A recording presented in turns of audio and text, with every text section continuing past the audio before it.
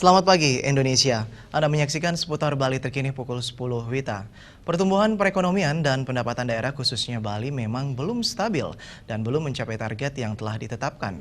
Namun hal itu bisa ditunjang dari sektor pariwisata yang mampu menjadi andil dan memiliki potensi besar dalam meningkatkan pendapatan daerah.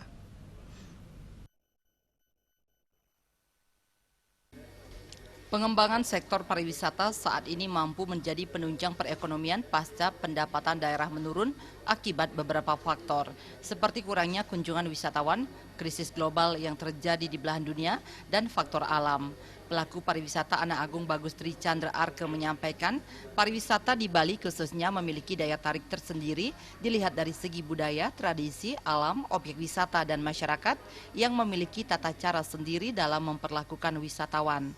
Hal lain juga dilihat melalui sektor pariwisata, masyarakat mampu mengembangkan berbagai produk-produk kreatif yang bisa dijual untuk para penikmat pariwisata.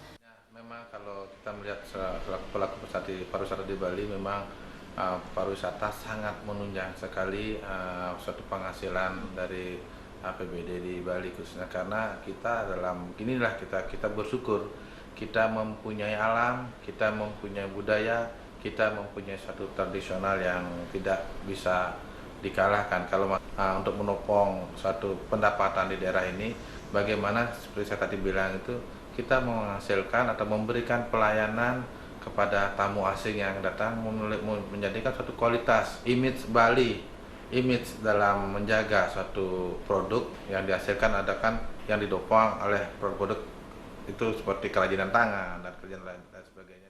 Tri Chandra Arke menambahkan, sektor pariwisata daerah memiliki nilai tersendiri di mana akan mampu meningkatkan pendapatan daerah yang nantinya berimbas pada devisa negara. Pemerintah diharapkan lebih fokus memperhatikan sektor pariwisata agar pencapaian pendapatan terwujud. Meriantika dan Winate, Bali TV.